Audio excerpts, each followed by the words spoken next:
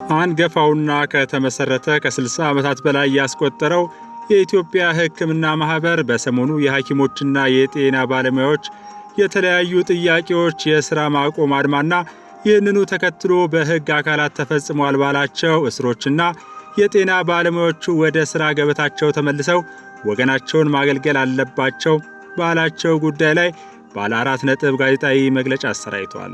ክቡራትና ክቡራን የመልእክቱን ሙሉ ሐሳብ ለመጨበጥ እንዲያስችለን መግለጫውን በንባብ አቅርበነዋል። ከኢትዮጵያ ሕክምና ማህበር የተሰጠ ጋዜጣዊ መግለጫ ግንቦት 10 ቀን 2017 ዓ.ም አዲስ አበባ ኢትዮጵያ።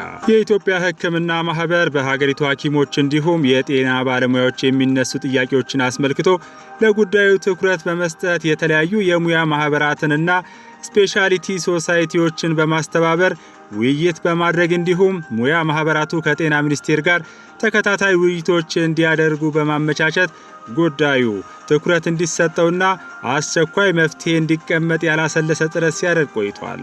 ይህ በእንዲህ እንዳለ በአሁኑ ሰዓት በተወሰኑ የጤና ተቋማት በከፊል የጤና አገልግሎት እየተስተጓጎለ መሆኑን ሰምተናል። ይህንን አስመልክቶም ማህበራችን በሚከተሉት ጉዳዮች ላይ የሚመለከተው አካል ትኩረት እንዲሰጥበት ጥሪያችንን እናቀርባለን። 1.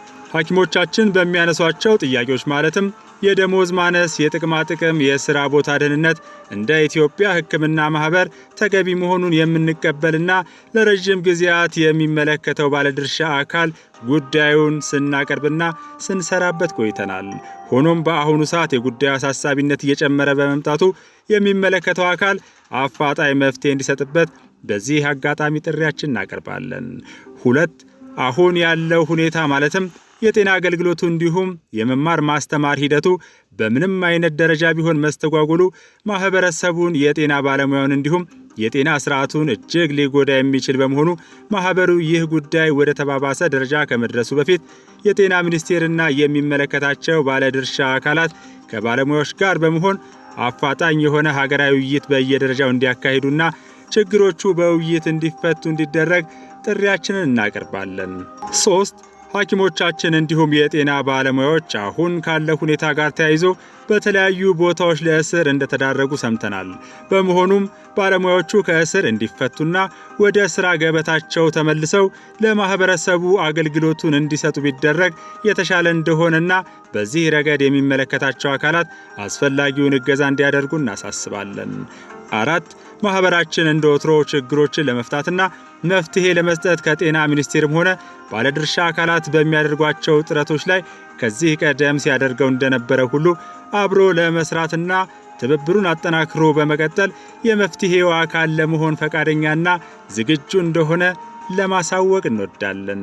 የኢትዮጵያ ሕክምና ማህበር ግንቦት 10 ቀን 2017። ለሰዓቱ ከመረጥንላችሁ አበይት ጉዳዮች ሁለተኛው አንጋፋው ፖለቲከኛና የሰብአዊ መብት ተሟጋች እንዲሁም የጽናት ለኢትዮጵያ የሀገር ወዳዶች ማህበር አመራር የሆኑት አቶ ወንድማገኘው ሐዲስ በአቶ አንዳርጋቸው ጽጌና መሰል አስተሳሰብ ባላቸው የጽንፈኛ ቡድኖች ለሚመሩት የተዛባ ብሔርተኝነት አቀንቃኞች ያስተላለፉት ብርቱ መልእክት ነው። አቶ ወንድማገኘው ለመልእክታቸው ለቀድሞ የትግል ጓዶቼ ማፈር ከመሰላችሁም እፈሩና ተገላገሉ የሚል ርዕስ ነው የሰጡት። እነሆ ብለናል። በእኔ አረዳድ በተለይም የኋለኞቹ ብሔረተኞች ጓዛቸውን ጠቅልለው ብሔረተኛውን የተቀላቀሉት በአንዳርጋቸው ጽጌ መሪነት የቀድሞ አደረጃጀታቸውንና አደረጃጀታችንን ተከትለው ይመስለኛል። በዚህ አደረጃጀት ቤተሰባዊነትና ቡድንተኝነት ገንግኗል። በዚህ አይነት ማዕቀፍ ውስጥ መኖሩ አይደለም ችግሩ፣ የግል አስተሳሰብ ቀርቶ በቡድን አስተሳሰብ መጠርነፉ ባህል እየሆነ መምጣቱ እንጂ። ለዚህ ነው ግር ብሎ መደገፍና ግር ብሎ መቃወም ቡድናዊ የሆነው። አንድ ላይ መነቀል፣ አንድ ላይ መተከል። የሚከፈል ዋጋ ካለም ለቡድን ሳይሆን ለሀገር መሆን አለበት። ታማኝነት ለመርህ እንጂ ለቡድን መሆን የለበትም።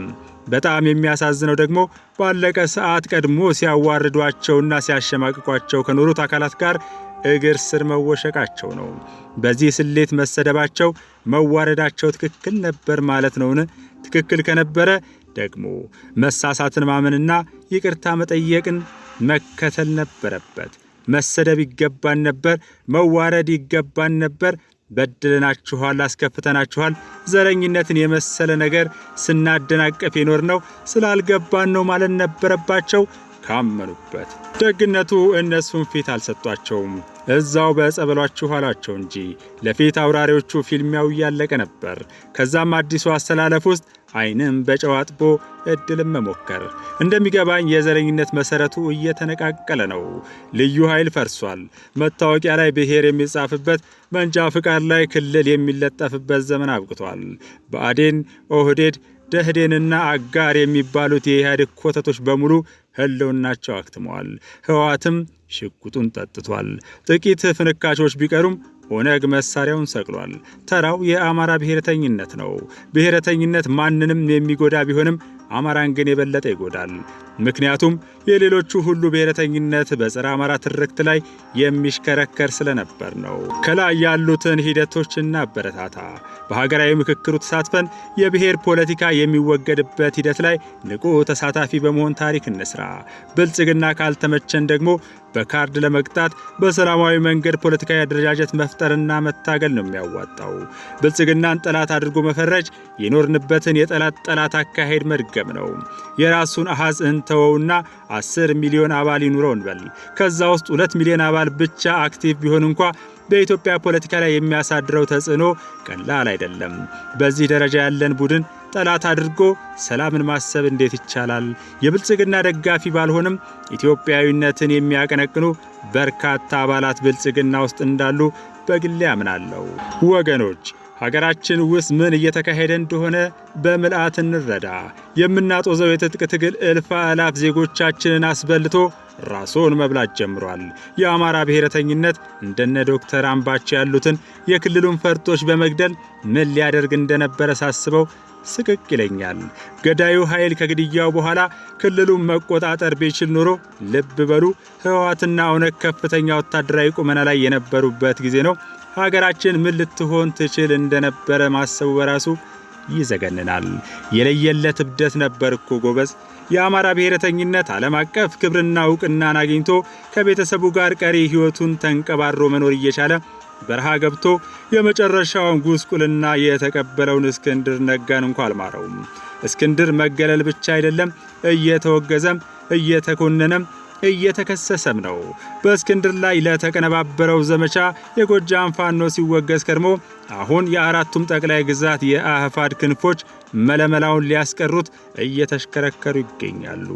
እስክንድር ማረፊያ ያጣች ወፍ ሆኗል። የአማራ ብሔረተኝነት በድሎናል ያሉ የጎንደርና የወሎ ተወላጆች የክልልነት ጥያቄ አንግበው መጠነ ሰፊ ሰላማዊ ንቅናቄ ጀምረዋል። በበኩሌ እነዚህን ንቅናቄዎች በአሉታዊነት አልፈርጃቸውም። እስካሁን እንደተከታተልኳቸው ኢትዮጵያዊነትን የሚፈታተኑና ጠላት ፈጥረው በጠላት ዙሪያ የሚሽከረከሩ ስላልሆኑ ከህወሓት በላይ ብሔርተኝነት የተዋጣለት ድርጅት አፍሪካ ውስጥ መኖሩን ጠራጠራለሁ።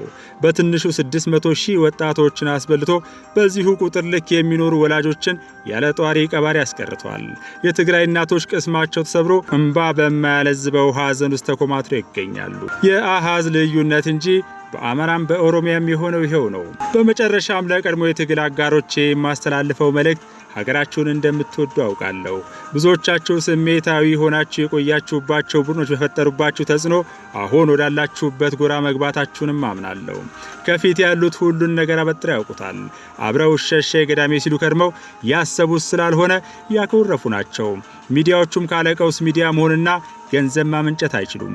እናንተ ከልጆቻችሁ እየነጠቃችሁ ለነሱ፣ እነሱ ከናንተ እየነጠቁ መተዳደሪያም መክበሪያም እያደረጉት ነው። ነገሮች በፍጥነት እየተቀያየሩ መሆናቸውን ሌላውን ባታምኑ እንኳ የዘመራችሁላቸውን የፋኖ አመራሮች ሰምታችሁ መኑ። ፋኖ ፋኖን እየገደለ ባለበት ሁኔታ መከላከያ እጁን የሰጠ ፋኖን እየተቀበለ የተማረከን እየማረ የቆሰለን እያከመ ወደ ማህበረሰቡ እየቀላቀለ ነው። ጄኖሳይድ አወጀ የምትሉ ሰራዊት መንገድ እየወጠረ እንዲሁም ቅልፈት እያጀበ ለአማራ ገበሬ ማዳበሪያ እያደረሰ እንዲሁም ከህዝቡ ጋር በሁሉም ወረዳዎችና ታላላቅ ከተሞች በሰላም ዙሪያ እየተመካከረ ነው። እስኪ አስቡት። ሲጀመር በስሜት ያንቀላቀላችሁት መንጋ አሁን አለን? እንዴት ይታጠፍላችሁና ይዘረጋላችሁ እንደነበር ታስታውሳላችሁ? ባለፉት ጥቂት ወራት ሰልፍ ጠርታችሁ የመጣላችሁን ሕዝብ ቁጠሩት። ገቢ ለማሰባሰብ ባዘጋጃችኋቸው መርሃ ግብሮች የተዋጣላችሁን ገንዘብ አስሉት እና ለምን ብላችሁ ራሳችሁን ጠይቁ። ከቡድን አስተሳሰብ ውጡና የራሳችሁን የማሰብ ጉልበት ተጠቀሙ። የተለየ ሐሳብ ያለውን ሁሉ ብልጽግና ካድሬ ተከፋይ እያላችሁ የምትለጥፉት ስምና ዘለፋ ጊዜው አልፎበታል። እኛ ብቻ ነን ለሀገር ሐሳቢ፣ እኛ ብቻ ነን አዋቂ ከሚለው ድንቁርና ነፃ አውጡ። ለሀገሩ የሚጨነቅ ለወገኑ እንቅልፍ አጥቶ የሚያድር ሆኖም ከቡድናችሁ ያልሆነ ሐሳብ ያለው ሐቅ ያለው መዓት ሚሊዮን ኢትዮጵያዊ ያለ በካፈርኩ አይመልሰኝ። ሀገራችሁን ዋጋ አታስከፍሉ። እንደኔ ወደ ልቦናችሁ ተመልሳችሁ ሀገራችሁን ለመካስ መወሰናችሁ አሳፋሪ ተግባር አይደለም። አሳፋሪ ነው ካላችሁም እፈሩና ተገላገሉት። እንደ መስዋዕትነትም ቁጠሩት። ሀገርና ሕዝብ ከሚታመስ ማፈራችሁን ውደዱት። እወዳችኋለሁ። ወንድም አገኘሁ አዲስ